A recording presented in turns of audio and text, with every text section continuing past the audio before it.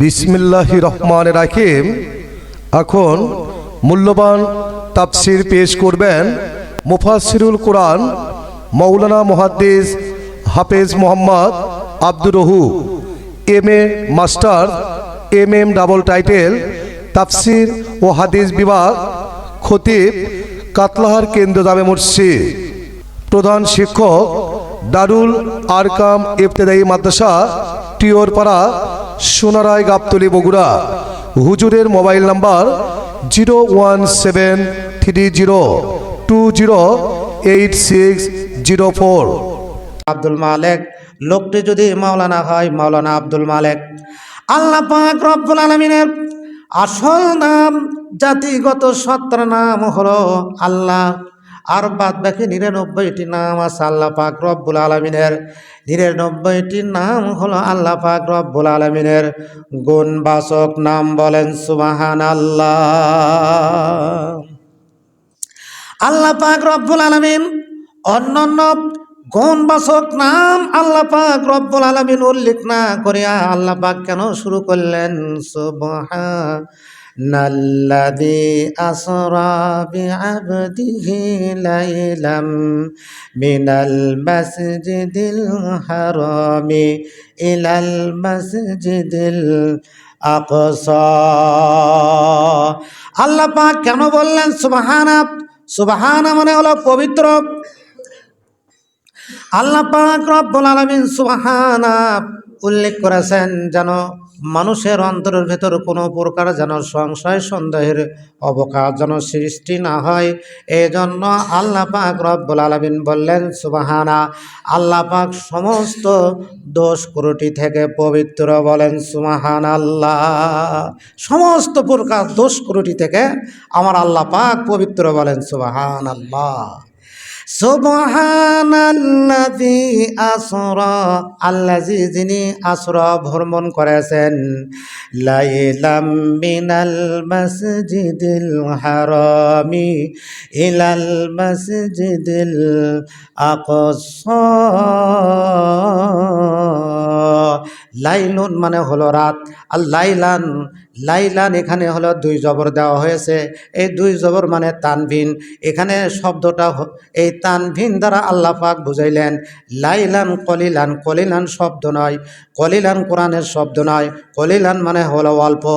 লাইলুন মানে পুরো রাত্রিতে আল্লাহ পাক যদি বলেন আসরা বিআবদিহি লাইলাম মিনাল মাসজিদিল হারাম। আল্লাহ পাক কেন বললেন আসরা বিআবদিহি লাইলান? বিআবদিহি তার বান্দাকে, লাইলান লাইলুন যদি বলতেন তাহলে পুরো রাত ভ্রমণ করার কথা হইতো।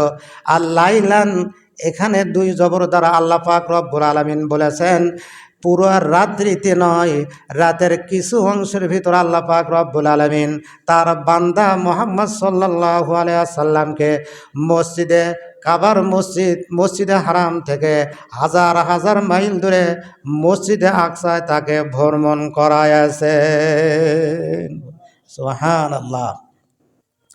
আমাদের বিশ্বনবী, দয়ার নবী, মার নবী, রাহমাতাল লিল আলামিন, তার নাম হলো মুহাম্মদ, আর একটি নাম হলো আহমদ। আল্লাহ পাক মুহাম্মদ নামেও আল্লাহ পাক বলতে পারতেন আসরা বিআবদিহি। আসরা মানে ভ্রমণ করেছেন, বি মানে কে, আব্দি মানে বান্দা, হি মানে তার অর্থাৎ আল্লাহর। বিআবদিহি আল্লাহ তার বান্দাকে রাতের কিছু অংশে ভ্রমণ করেছেন। এখানে বিআবদি, আব্দি মানে হলো দাস, আল্লাহর গোলাম। আব্দি আল্লাহর বান্দা না বলিয়া আল্লাহ যদি বলতে পারতেন বি মুহাম্মাদিহি, তার মুহাম্মদকে, বি রাসূলিহি, তার রাসূলকে। আল্লাহ পাক কেন বললেন বিআবদিহি? তার কারণ হচ্ছে খ্রিস্টানেরা ঈসা নবীর উম্মত হিসেবে দাবি করে। ঈসা আলাইহিস সালাতু ওয়াস সালামকে তারা সম্মান করতে করতে এত উপরে নিয়ে গেছে, ঈসা নবীকে তারা আল্লাহর পুত্র হিসেবে মানিয়া লয়। বলেন নাউজুবিল্লাহ। সন্তান হওয়া মানুষের একটি গুণ, সন্তান হওয়া মানুষের একটি গুণ।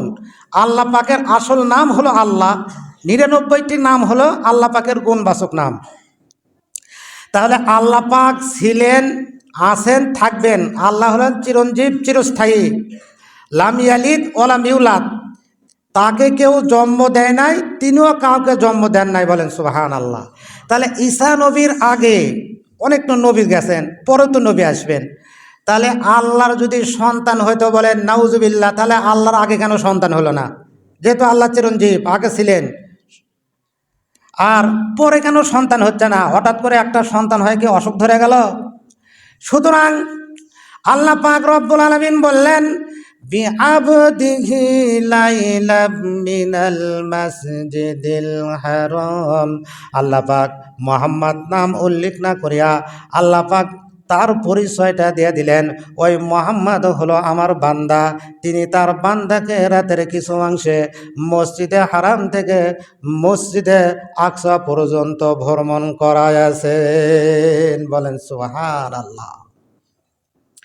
আল্লাহ পাক রব্বুল আলামিন বলেন সেই ভ্রমণের চতুর্পাশে কি দিয়েছিলেন সেটাও আল্লাহ পাক রব্বুল আলামিন উল্লেখ করেছেন। মসজিদুল হারামি ইলাল মসজিদুল আকসাল্লাযী বারাকনা হাওলাহু লিনুরিয়াহু মিন আয়াতিনা। আল্লাহ পাক রব্বুল আলামিন বলেন বারাকনা, আমি আল্লাহ বরকত দান করেছিলাম। হাওলা, হাও মানে হলো চতুর্পাশে, লাহু তার চতুর্পাশে, অর্থাৎ নবী মুহাম্মদুর রাসূলুল্লাহ সাল্লাল্লাহু আলাইহি ওয়াসাল্লামকে আল্লাহ পাক রব্বুল আলামিন যে যে এলাকায় ভ্রমণ করেছিলেন ওই পথের চতুর্পাশে আল্লাহ পাক রব্বুল আলামিন বলেন চতুর্পাশে আমি আল্লাহ বরকত দান করেছিলাম। হাওলাহু তার চতুর্পাশে, লিনুরিয়াহু মিন আয়াতিনা, লি মানে কে, নুরিয়া মানে দেখানোর জন্য, হু মানে তাকে, অর্থাৎ মুহাম্মদ। লিনুরিয়াহু আমি মুহাম্মদ সাল্লাল্লাহু আলাইহি সাল্লামকে দেখানোর জন্য চতুর্পাশে বরকত দান করেছিলাম।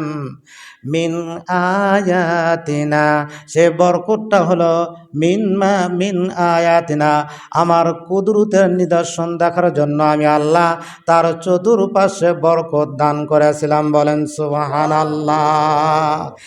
ইন্নাহু হুয়াস সামিউল বাসীর। ইন্না মানে নিশ্চয়, হু মানে আল্লাহ, ইন্নাহু নিশ্চয় আল্লাহ, হুয়াস সামিউল বাসীর আল্লাহ সব কিছু দেখেন এবং শোনেন।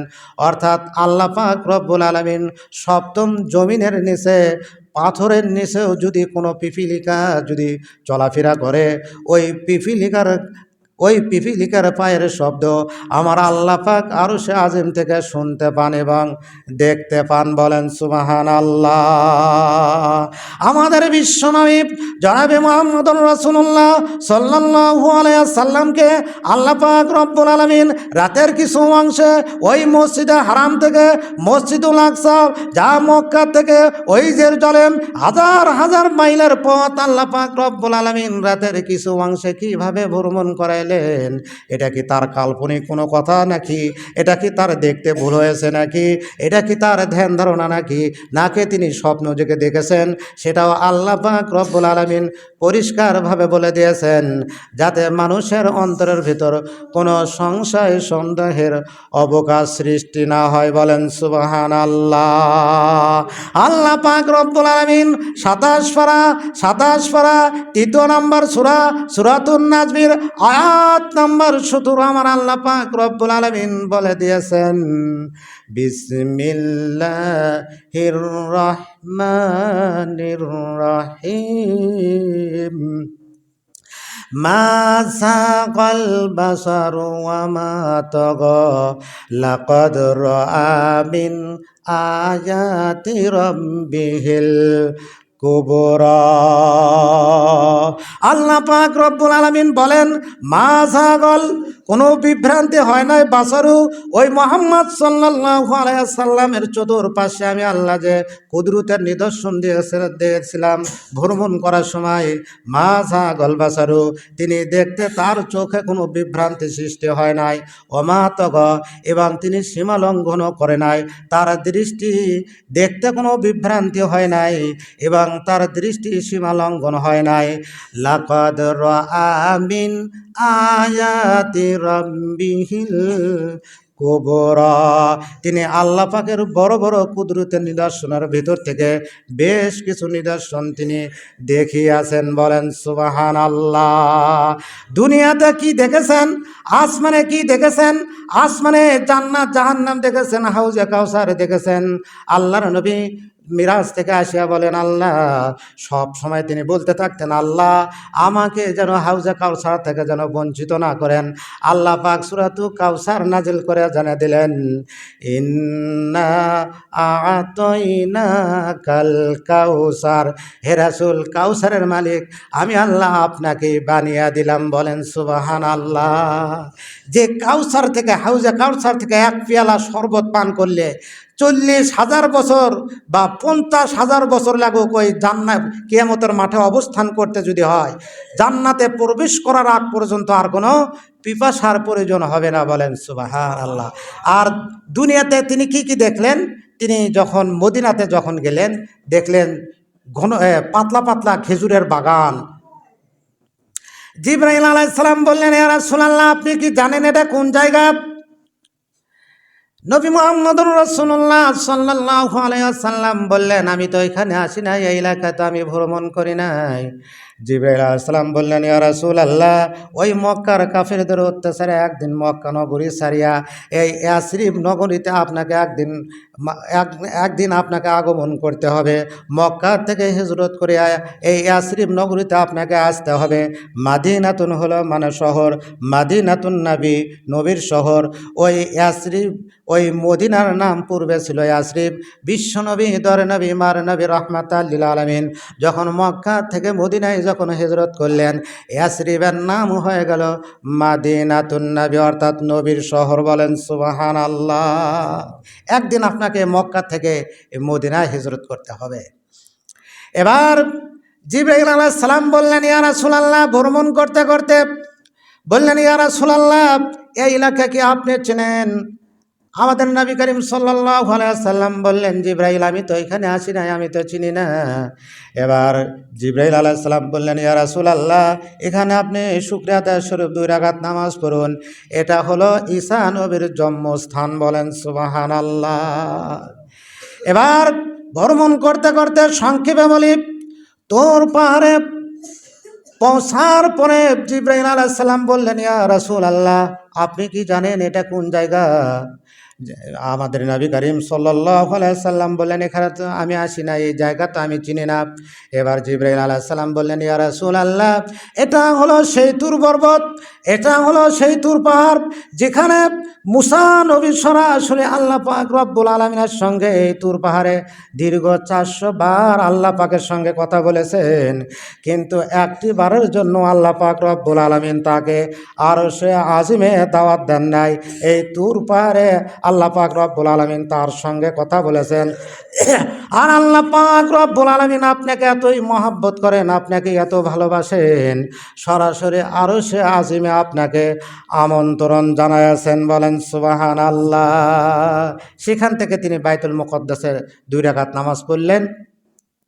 আমাদের নবী করিম সাল্লাল্লাহু আলাইহি সাল্লাম যখন পৃথিবীর এরিয়া ছেড়ে যখন উপর দিকে যাচ্ছেন, তখন একজন বৃদ্ধা মহিলা বলল, উনজুর হালানা ইলাইকা ইয়া মুহাম্মদ, মুহাম্মদ সাল্লাল্লাহু আলাইহি সাল্লাম আপনি আমার দিকে একটু তাকান। জিবরাইল আলাইহিস সালাম বললেন, লা তানজুর, ওর দিকে তাকায়েন না, ইমশি মাইয়া, আপনি আমার সঙ্গে সামনের দিকে চলেন। এবার জিবরাইল আলাইহিস সালাম বললেন, ইয়া রাসূলুল্লাহ আপনি কি জানেন ওই বৃদ্ধা মহিলাটাকে? ওই বৃদ্ধা মহিলা একদিন যুবক ছিল, ওটা হলো দুনিয়া। বৃদ্ধার আকারে আপনাকে দেখানো হয়েছে। ইয়া রাসূলুল্লাহ আপনি যদি যদি আকৃষ্ট হতেন, আপনি যদি তার দিকে যদি তাকাইতেন, আপনার উম্মতগণ একবারে নামাজ রোজা সব কিছু ছাড়িয়া সব সময় দুনিয়া ইনকামে তারা ব্যস্ত থাকতো। ওই দুনিয়া আপনি দুনিয়া ছেড়ে উপর দিকে চলে যাচ্ছেন, দুনিয়ার এটা সহ্য হচ্ছে না, যার কারণে মানুষের আকার ধারণ করিয়া নিজের দিকে আকৃষ্ট করার জন্য বলল উনজুর হালানা ইয়া মুহাম্মদ, আপনি আমার দিকে তাকান ইয়া মুহাম্মদ সাল্লাল্লাহু আলাইহি ওয়াসাল্লাম। কিছু দূর ভ্রমণ করার পরে একজন বৃদ্ধ লোক বলল, ইয়া মুহাম্মদ উনজুর হালানা ইলাইকা, আপনি আমার দিকে তাকান। জিবরাইল আলাইহিস সালাম বললেন, ইয়া রাসূলুল্লাহ, খবরদার, লা তানজুর মা ইমশি, লা তানজুর, আপনি ওর দিকে তাকান না, মা ইমশিয়া, আপনি আমার সঙ্গে চলেন। কিছু দূর ভ্রমণ করার পরে জিবরাইল আলাইহিস সালাম বললেন, ইয়া রাসূলুল্লাহ, ওই বৃদ্ধ লোকটাকে আপনি চিনতে পেরেছেন নাকি? এবার নবী মুহাম্মদ সাল্লাল্লাহু আলাইহি ওয়াসাল্লাম বললেন, আমি তাকে তো ঠিকভাবে চিনতে পারি নাই। এবার জিবরাইল আলাইহিস সালাম বললেন, ওটা হলো শয়তান। ওই শয়তান মানুষের আকার ধারণ করিয়া, ওই শয়তান একদিন শিশু ছিল, একদিন যুবক ছিল, এখন বৃদ্ধ হয়েছে। আপনি দুনিয়া ছেড়ে আসমানের দিকে উঠে যাইতেছেন, আর সে আজিমে আল্লাহর সঙ্গে দিদার করবেন, আল্লাহ পাক রব্বুল আলামিনের সঙ্গে দেখা করবেন। এটা ওই শয়তানের সহ্য হচ্ছে না, যার কারণে সে বলতেছে উনজুর হালানা ইলাইকা, আপনি আমার দিকে তাকান। আমি বললাম লা তানজুর, আপনি তার দিকে তাকায়েন না। বলেন সুবহানাল্লাহ। যেহেতু নামাজের সময় নিকটবর্তী, ছোট্ট একটি প্রশ্নের উত্তর দিয়ে দেই। নবী করিম সাল্লাল্লাহু, সামনের সপ্তাহে ইনশাল্লাহ বলবো। আর একটি কথা বলে দেয়, আগামী সোমবার দিবাগত রাত মসজিদে মিরাজ সম্পর্কে আলোচনা হবে। নবী করিম সাল্লাল্লাহু আলাইহি ওয়াসাল্লাম যখন মিরাজ থেকে যখন আসলেন, তখন আবু জাহেল বিরাট বড় একটা সুযোগ পাইল। সে মুসলমানদেরকে বিভ্রান্তি করতেছে।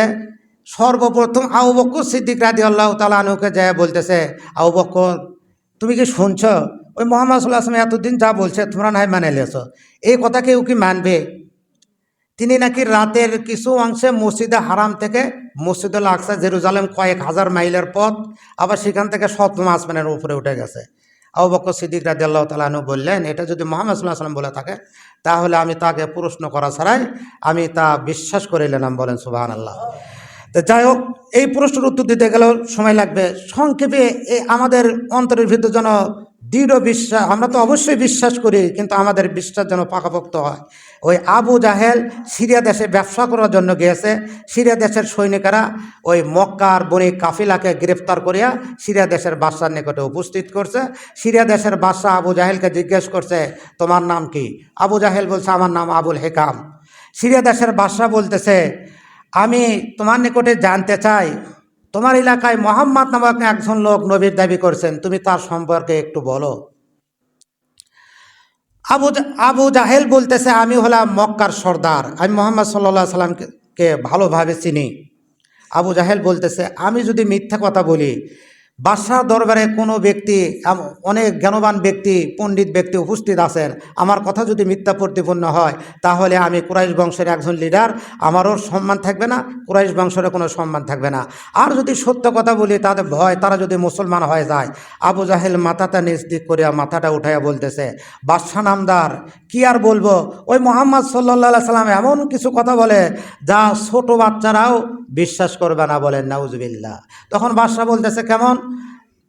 তখন আবু জাহেল বলতেছে, তিনি বলছেন, ওই মক্কার মসজিদে হারাম থেকে রাতের কিছু অংশে হাজার হাজার মাইল দূরে ওই মসজিদুল আকসা তিনি ভ্রমণ করেছেন, সেখান থেকে সপ্তম আসমানের উপরে গিয়েছেন, আবারও কিছু অংশের ভিতরে তিনি মক্কাতে পৌঁছেছেন। এটা কি কোনোদিন ছোট বাচ্চাও বিশ্বাস করবে? আবু জাহেলের বক্তব্য যখন শেষ হয়ে গেল, তখন বাদশার একজন বিশ্বস্ত পাদ্রী দাঁড়িয়ে গেলেন, বললেন, বাদশাহ নামদার জাহাপনা, আমার একটি কথা আছে, আপনি যদি সুযোগ দেন তাহলে আমি আমার কথা উপস্থাপন করতে পারি। বাদশাহ তখন বললেন, ঠিক আছে, আপনি আপনার কথা আপনি বলতে পারেন। লোকটি বলতেছে, বাদশাহ নামদার, ওই আবু জাহেল, আবুল হেকাম যে তারিখের কথা বলতেছে, ওই দিন আমি বাইতুল মুকদ্দাস মসজিদের দায়িত্বে আমি ছিলাম, মসজিদের দেখাশোনা করার দায়িত্বে আমি ছিলাম। বাইতুল মুকদ্দাস মসজিদে আসার নামাজ যখন হয়ে যায়, সমস্ত মুসল্লি যখন বিদায় হয়ে যায়, চতুর্পাশে জানালাগুলি আমি বন্ধ করলাম, দরজাগুলি আমি বন্ধ করলাম। এক সাইডের একটি দরজা আমি আর বন্ধ করতে পারছি না। বলেন সুবহানাল্লাহ। বারবার চেষ্টা করার পরে যখন ওই এক সাইডের দরজাটি যখন আমি বন্ধ করতে পারতেছি না, আমি কয়েকজন মিস্ত্রিকে ডাকলাম। মিস্ত্রি না আসার পরে বহুতবার চেষ্টা করলো, কিন্তু দরজাকে এক চুল নড়াতে পারছে না। মিস্ত্রিরা ভালোভাবে দেখে বলতেছে ব্যাপারটাকে আমাদের বুঝে আসতেছে না, দিনের বেলা ভালোভাবে দেখতে হবে, দরজা কেন সরানো যাচ্ছে না, দরজা কেন বন্ধ করা যাচ্ছে না। আমি যখন চলে গেলাম ফজরের নামাজের আজান দেওয়ার সময়, আমি যখন বাইতুল মুকদ্দাসে মসজিদে আসলাম, যে দরজাতে আমি বারবার চেষ্টা করার পরেও দরজাটি আমি বন্ধ করতে পারছি না, কয়েকজন মিস্ত্রি মিলেও দরজাটি বন্ধ করতে ব্যর্থ হয়েছে। বাদশা নামদার আমি ফজরের নামাজের আজান দেওয়ার জন্য যখন মসজিদে আগমন করলাম, ওই দরজাতে হাত দেওয়ার সঙ্গে সঙ্গে ওই দরজাটি পূর্বের মতো স্বাভাবিকভাবে বন্ধ হয়ে নড়াচড়া করতেছে। বলেন সুবহানাল্লাহ। তখন আমি মনে মনে বিশ্বাস করলাম নিশ্চয়ই কোনো মহামানবের আগমন এই মসজিদে ঘটেছিল, যেই মহামানবের সম্মানের দিকে তাকাইয়া মহিয়ান গরিয়ান সর্বশক্তিমান আল্লাহ পাক রব্বুল আলামিন আগে থেকেই দরজাটি খোলার আগের ব্যবস্থা করেছিলেন। এই কথা যখন আমি মনে মনে ভাবতেছিলাম, এমন সময় দেখি মসজিদের পাশে ওই মহামানব যে চতুষ্পদ জন্তুর উপর সোয়ার হয়ে এই মসজিদুল আকসায় তিনি আগমন করেছিলেন, ওই চতুষ্পদ জন্তু একটি পাথরের সঙ্গে বাঁধা হয়েছিল। সেই পাথরের পাশে খাম্বার পাশে চতুষ্পদ জন্তুর পদচিহ্ন স্পষ্টভাবে দেখা যায়। বলেন সুবহানাল্লাহ। তখন আমার সংশয় সন্দেহের অবকাশ মাত্র থাকলো না। তখন আমি মনে প্রাণে বিশ্বাস করে নিলাম নিশ্চয় কোনো মহামানবের আগমনে এই মসজিদুল আকসায় ঘটেছিল। আল্লাহ পাক তার সম্মানের খাতিরে আগে থেকেই দরজাটি খোলা রাখার ব্যবস্থা করেছিলেন। বলেন সুবহানাল্লাহ।